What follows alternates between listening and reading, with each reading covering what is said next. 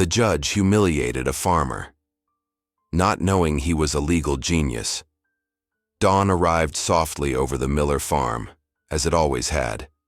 A pale wash of light crept across the fields, catching on rows of low corn and the uneven fence that Mr. Miller had repaired more times than he could remember. The land wasn't large and it wasn't impressive, but it was honest. Every furrow had been cut by his hands, every stone pulled from the soil by years of quiet persistence. Mr. Miller stood near the barn, mud clinging to the cuffs of his boots, his jacket faded from sun and rain. He paused for a moment before beginning the day's work, resting one hand against a fence post worn smooth by time. There was a steadiness to him. Nothing hurried, nothing wasted. He moved the way men do when the land has taught them patience. That calm broke when the sound of an engine approached. A county sheriff's truck rolled up the dirt path, tires crunching against gravel. The vehicle stopped, and a uniformed man stepped out, stiff and uncomfortable, holding a folder pressed flat against his chest. "Mr. Miller?" the sheriff asked, though his eyes already knew the answer. Mr. Miller nodded. He wiped his hands on his pants and waited. The sheriff cleared his throat. "I've got papers for you. Court summons." He handed over the folder and avoided eye contact, as if shame might be contagious. Mr. Miller opened it slowly. The language was dense, cold, and precise, words chosen not to explain but to overwhelm. Unlawful occupancy, fraudulent claim of ownership, immediate legal remedy sought by the plaintiff. He read every line. The sheriff shifted his weight. "You're supposed to appear at the county courthouse Monday morning." "I understand," Mr. Miller said. The sheriff hesitated. "For what it's worth, I'm sorry." Mr. Miller nodded again, already folding the papers. The truck drove away, leaving dust hanging briefly in the air before settling back onto the land that suddenly, officially, was no longer his. By the time Monday came, the town already knew. People whispered as Mr. Miller walked down Main Street, mud boots cleaned but still unmistakable. He felt their eyes more than he heard their words. "That's him. They say he never owned it to begin with. Probably forged something. He doesn't even look like he can read." The courthouse stood at the end of the street, tall and white, its steps polished by decades of authority. Mr. Miller climbed them slowly, his boots echoing too loudly for a building that demanded silence. Inside, the courtroom buzzed with low conversation. Attorneys in press suits shuffled papers, confident and relaxed. At the front sat the judge, gray-haired, immaculate, his presence carrying the weight of someone long accustomed to obedience. He barely glanced up when Mr. Miller entered. Mr. Miller took his seat beside a public defender, who looked exhausted before the day had even begun. "Mr. Miller, right?" the defender whispered. "I'll be honest with you. We should probably talk about settlement." "I'd like to hear the case first," Mr. Miller said quietly. The defender blinked. "The plaintiffs have documentation. It's not great for you." Across the aisle, the opposing attorneys were already smiling. One leaned toward the other and muttered something that earned a laugh. They looked at Mr. Miller like a curiosity, something dragged in from outside and set on the floor for inspection. The judge tapped his gavel. "Let's begin. We're here to address a dispute regarding property ownership. Plaintiff, you may proceed." The lead attorney stood, smooth and confident. He spoke clearly, precisely, laying out a timeline that sounded clean and undeniable. According to the documents, Mr. Miller had transferred his land years ago, relinquishing all legal rights with a signed agreement. The signature was projected onto a screen, bold, unmistakable. The attorney gestured toward Mr. Miller. "Despite this, the defendant has continued to occupy the land unlawfully." A murmur rippled through the room. Mr. Miller raised his hand slightly. "Sir," the judge said without looking at him, "you'll have your turn. Let the attorneys speak." The public defender leaned in. "Just keep it short when you do," he whispered. "Judges don't like rambling." The opposing attorney continued, emphasizing the clarity of the chain of ownership, the legitimacy of the transfer, the absurdity of contesting such obvious proof.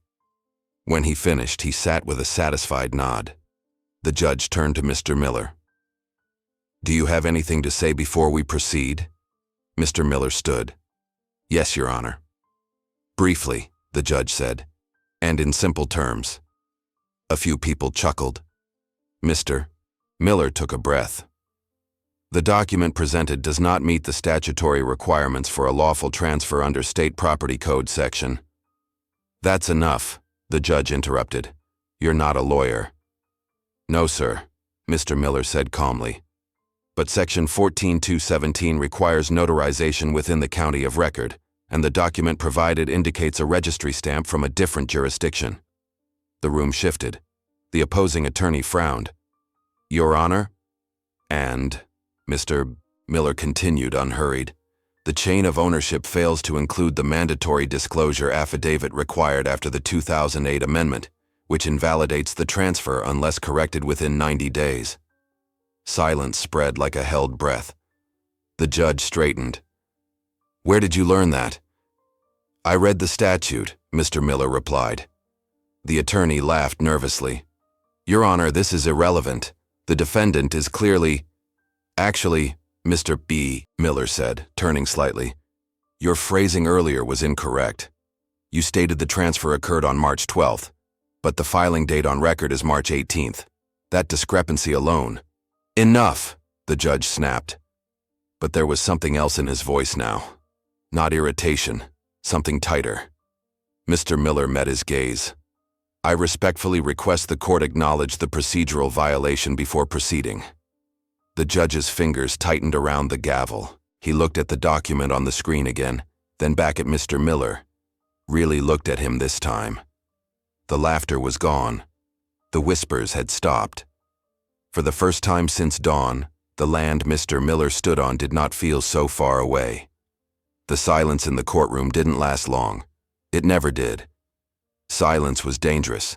Silence let thoughts form, let doubt take root, let people notice what they weren't supposed to notice. The judge recovered first.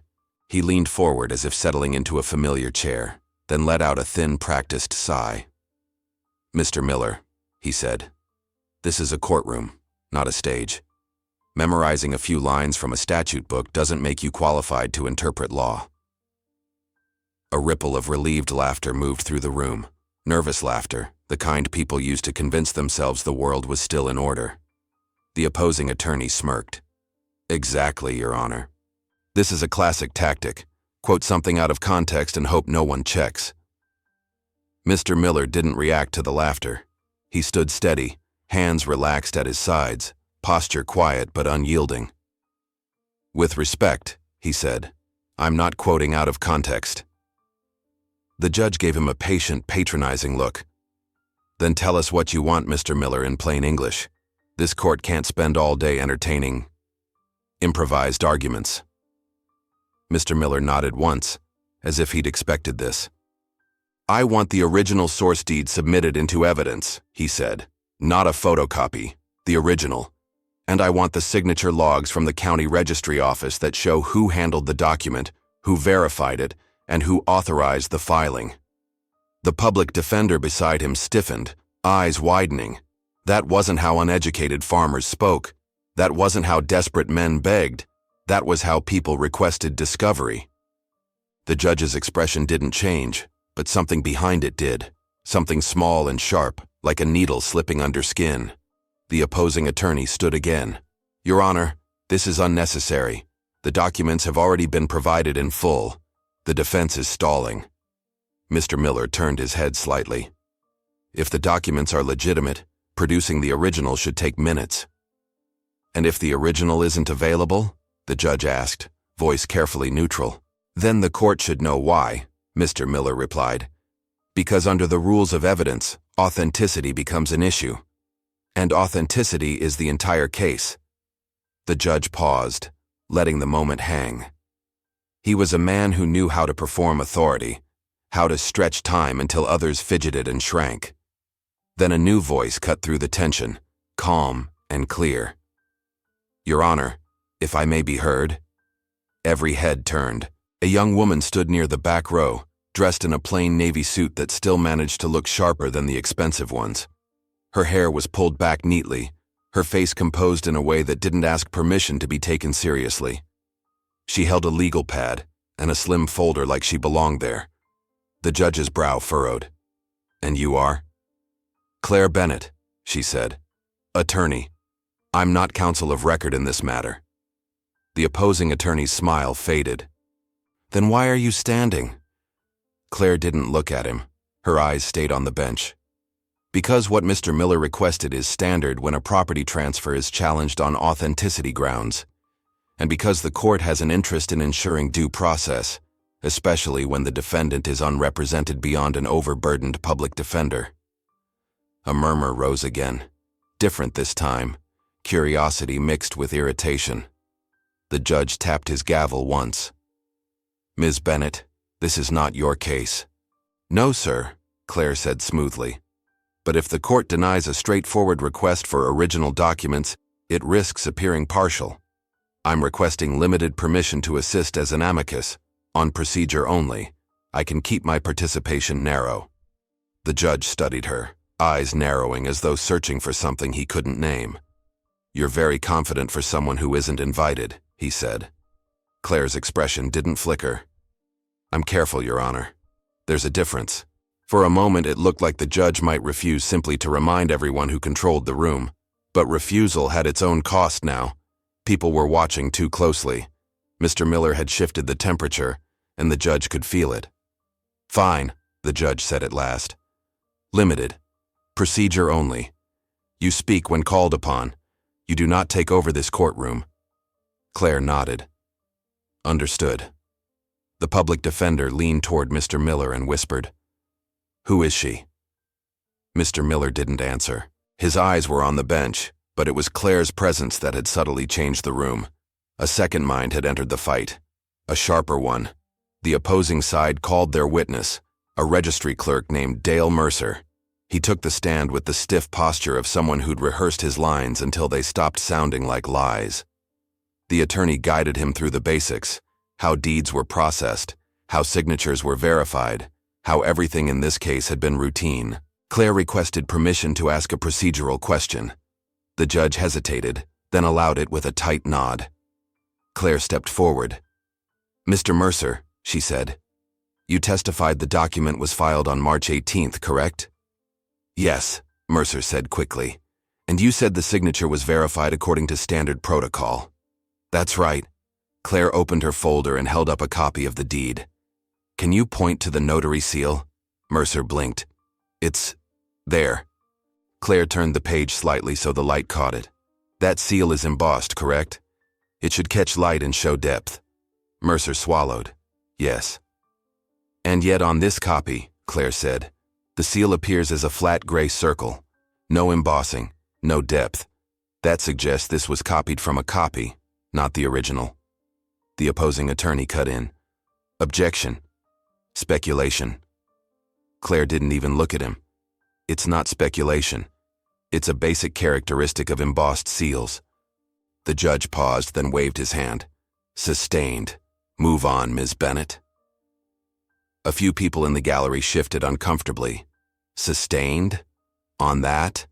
Claire nodded politely, but her eyes sharpened. "Yes, Your Honor." She changed angles, calm as water. "Mr. Mercer, when a deed is filed, the registry log includes the name or initials of the employee who accepted it, correct?" "Yes." "And those logs are maintained on paper and in a digital system?" "Yes." "So producing the signature log should be simple."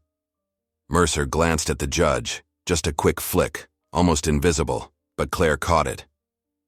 "The logs aren't always available," Mercer said. "Why not?" Claire asked. Mercer hesitated. "System updates. Archiving." Claire smiled faintly, the kind of smile that didn't soften a thing. The registry office was digitized in 2012. This document was supposedly filed years after that. Are you telling the court a modern log simply vanished? The opposing attorney stood. "Objection. Argumentative." The judge struck his gavel. "Sustained. Ms. Bennett, stay in your lane." Claire stepped back without protest, but she wrote something on her legal pad. The motion was small, almost casual. The message was not. Mr. Miller rose again. "Your Honor," he said, I renew my request for the original deed and the filing logs. If the plaintiff's case is as strong as they claim, transparency shouldn't be a problem. The judge's jaw flexed. Mr. Miller, he said, I'm going to caution you. You are not trained in court procedure. You are towing the line of disruption. Mr. Miller didn't blink. Then I'll speak carefully, he said. But I won't speak blindly. That earned a few scattered gasps. The judge leaned back, eyes hardening. This court will not be bullied by theatrics. They're not theatrics, Mr. Miller replied. They're safeguards. The opposing attorney laughed, trying to pull the room back into mockery. Safeguards. From a man who, until this morning, probably couldn't spell affidavit. Mr. Miller turned his head slowly toward the attorney.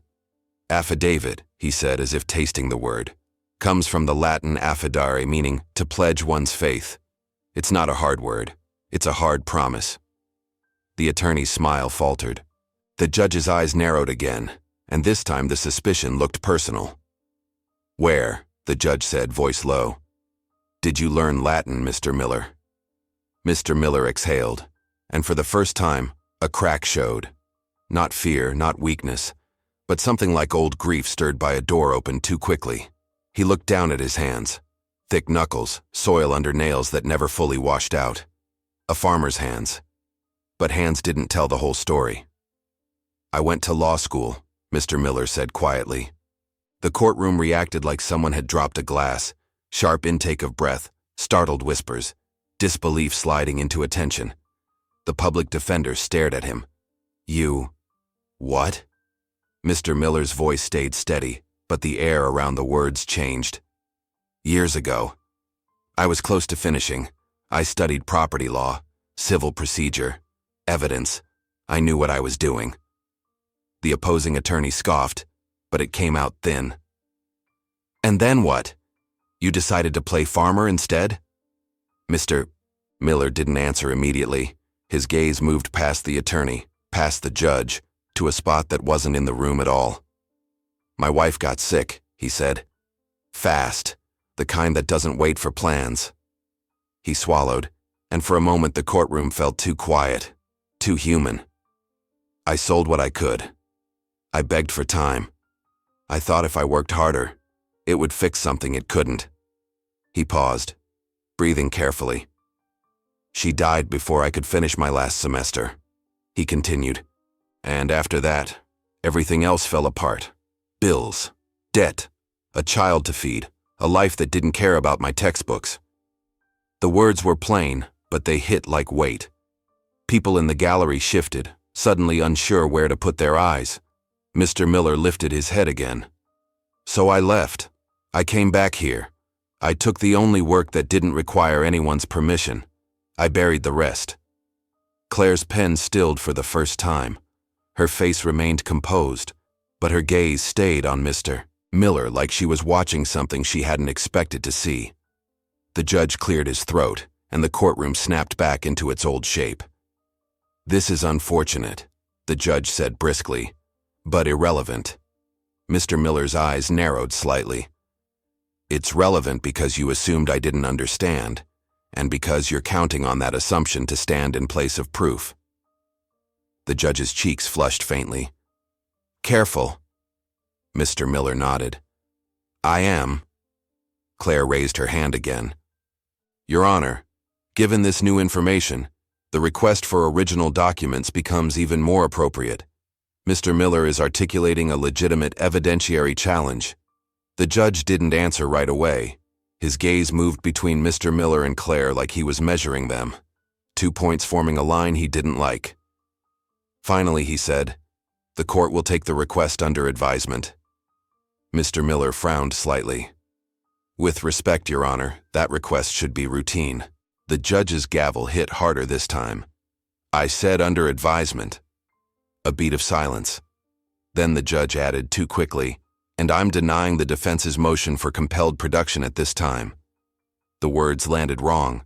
Too fast, too final, too urgent. Claire's eyes flicked up sharply and she wrote again. Faster now. Mr. Miller's public defender leaned close and whispered, "Why would he deny something that standard?" Mr. Miller stared at the bench, and the steadiness in him didn't break, but it hardened, like soil baked into clay, because someone didn't want the original seen. The judge rose. "We will recess. The next hearing will be scheduled after the court reviews the matter." He turned to leave, but not before his eyes met Mr. Miller's one last time. In that look, the polished authority slipped just enough to reveal something underneath. Not certainty, alarm.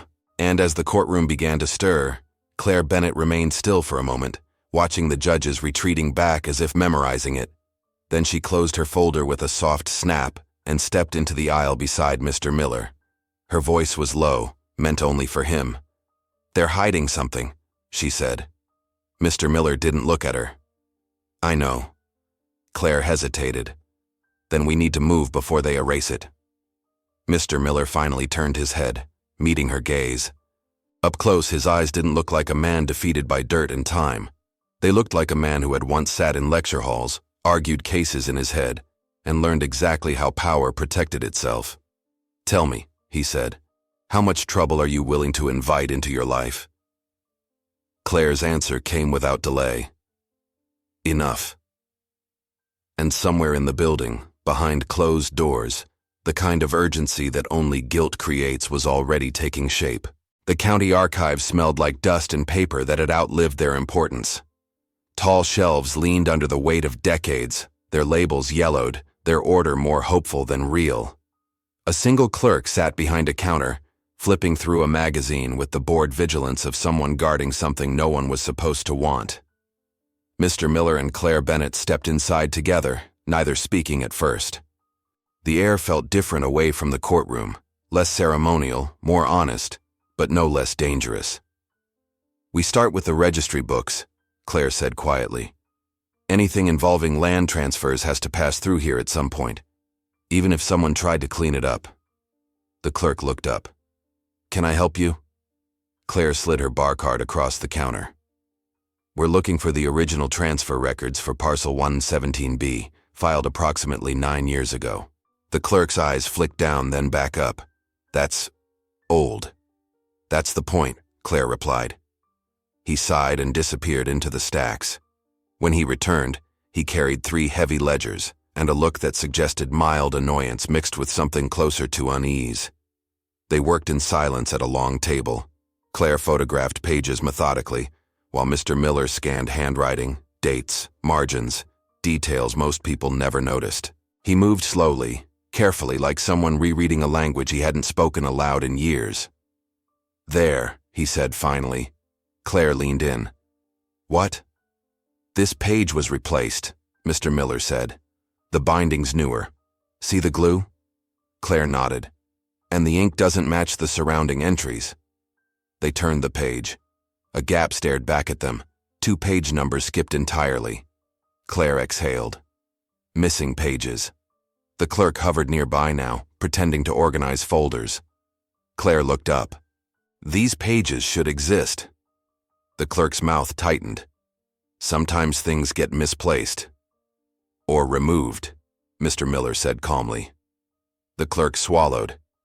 "I wouldn't know anything about that." They left with copies, questions, and the unmistakable feeling of being watched. The next stop was the registry office itself.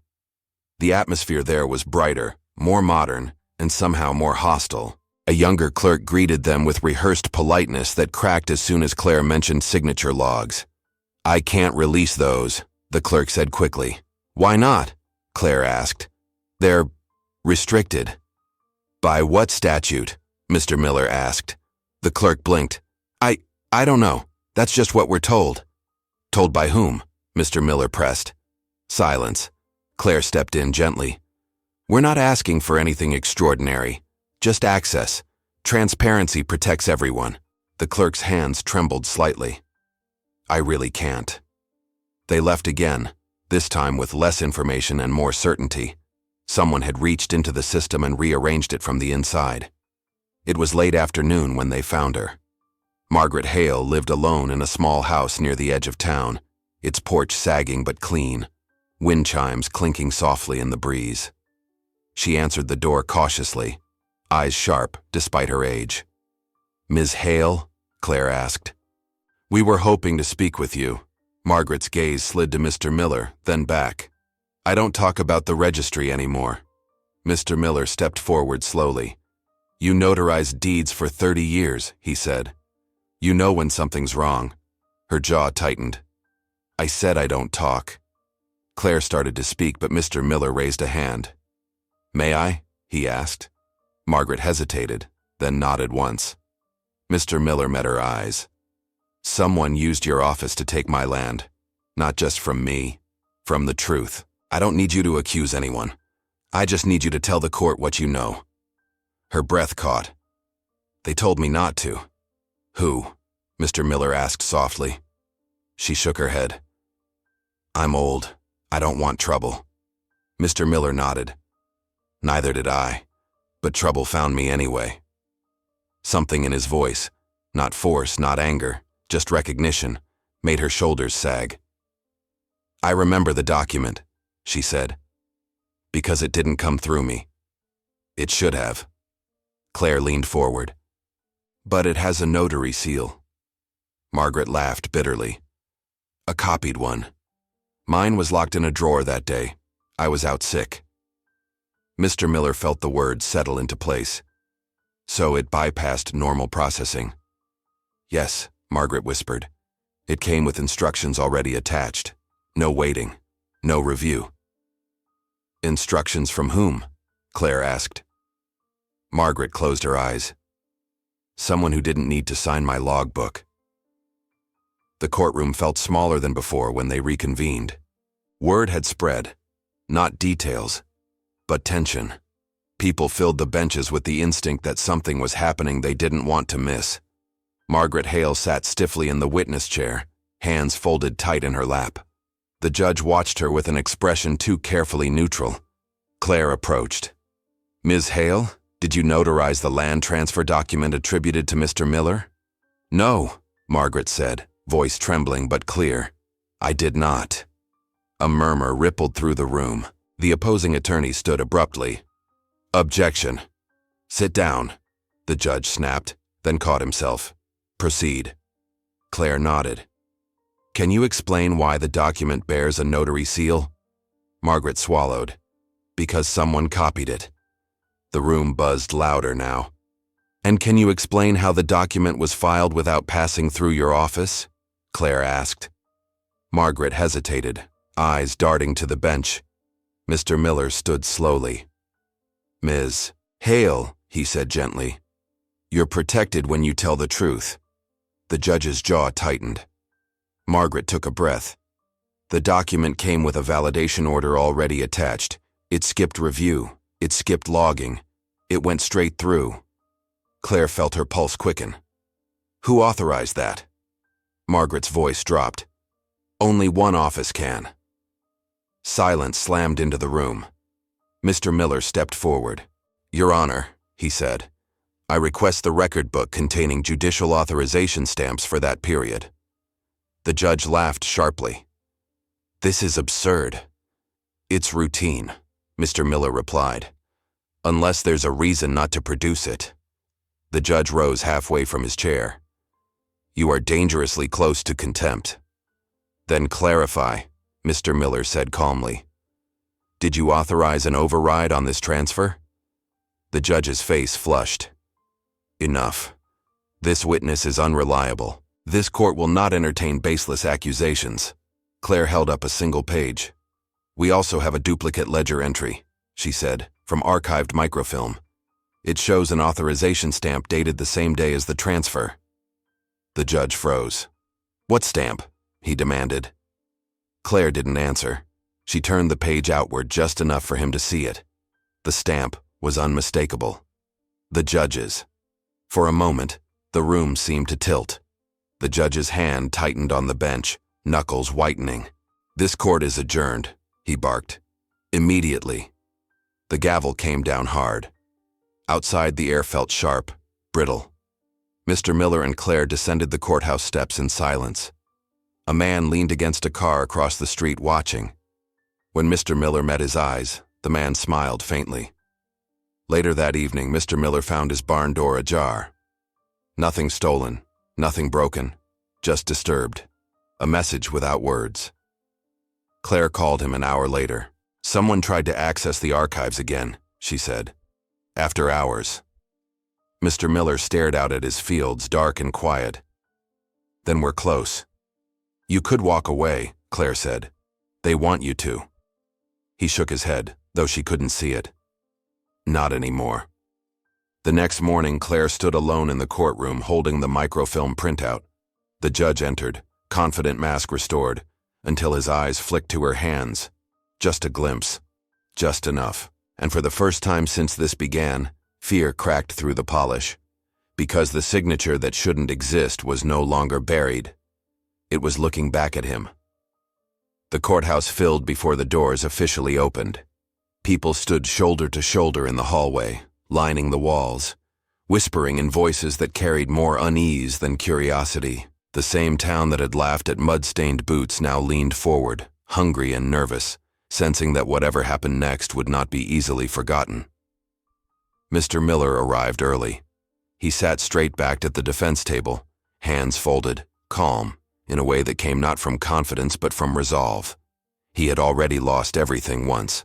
Whatever happened now would not take his dignity with it. Across the aisle, Claire Bennett reviewed her notes for the last time. Her face was composed, but her fingers trembled just slightly as she steadied the papers. No one else noticed. She made sure of that. The judge entered to a courtroom already silent. He looked smaller today.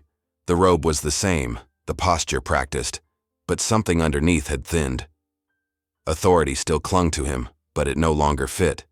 The gavel struck. This hearing will resume. No one moved. No one breathed too loudly. Claire stood. Your Honor, she said, with the court's permission, I will present the complete evidentiary chain regarding the alleged land transfer. The judge nodded stiffly. Proceed. Claire spoke slowly, deliberately, every word placed like a brick. She began with the deed itself, how it appeared valid at first glance, how it carried a copied notary seal, how it bypassed standard registry procedure. She moved next to the missing pages in the county ledger, the replaced binding, the unexplained gaps, each point connected to the next with no rush, no flourish.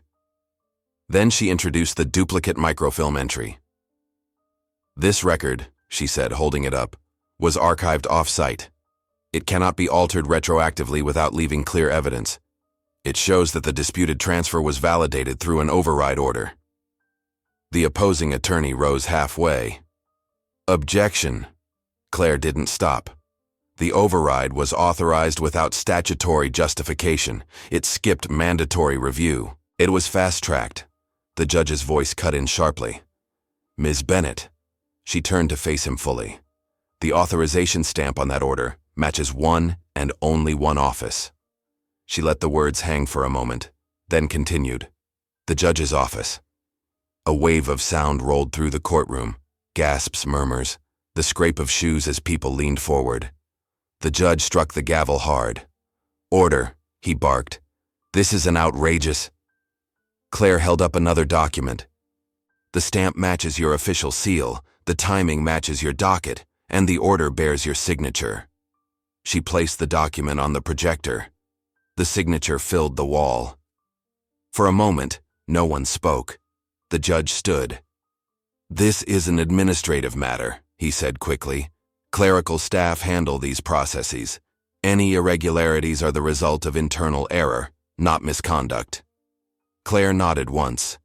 Then please explain why your signature appears on an override that was never logged, never reviewed, and never disclosed.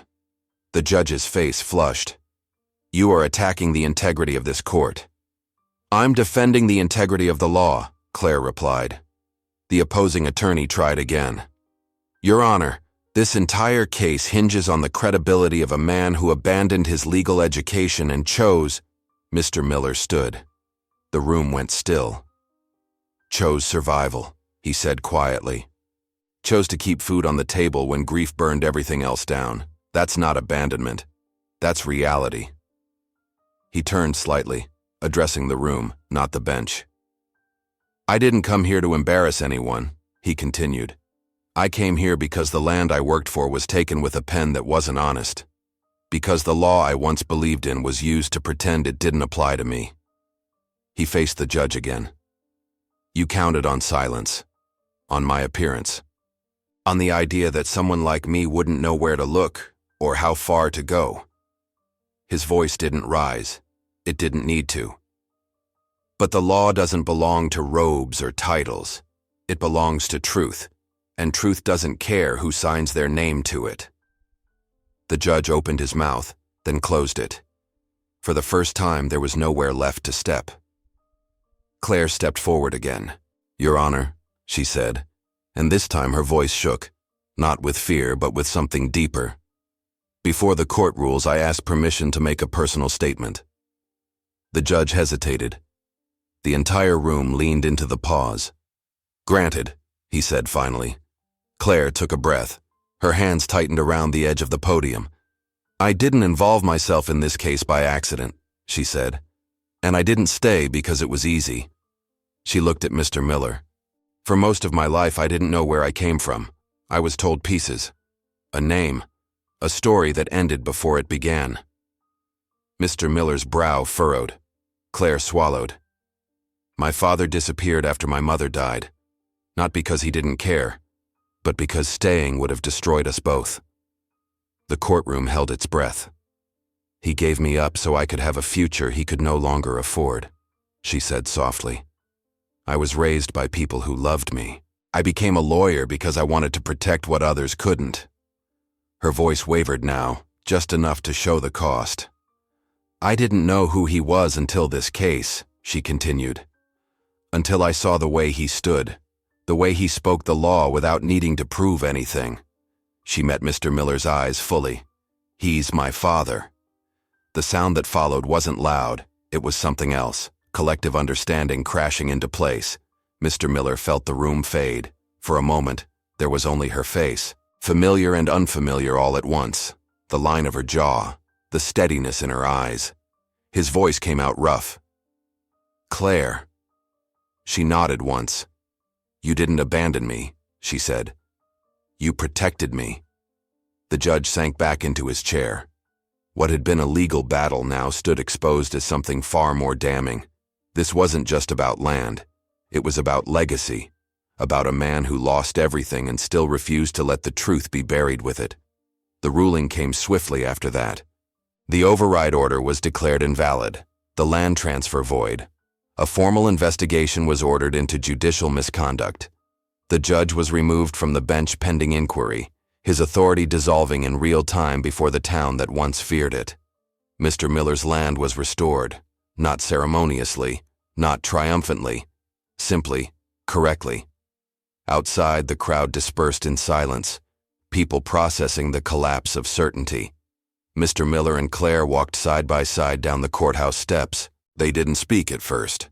At the bottom, Mr. Miller stopped. He looked at her, not as an attorney now, not as a revelation, but as something fragile and real. I never stopped thinking about you, he said. I know, she replied. That's why I came back. They stood there for a moment longer. No embrace, no dramatic gesture. Just recognition. Just the quiet understanding that some truths take a lifetime to surface and are worth the wait when they do. The land would take time to heal. So would they. But for the first time, both were finally theirs again.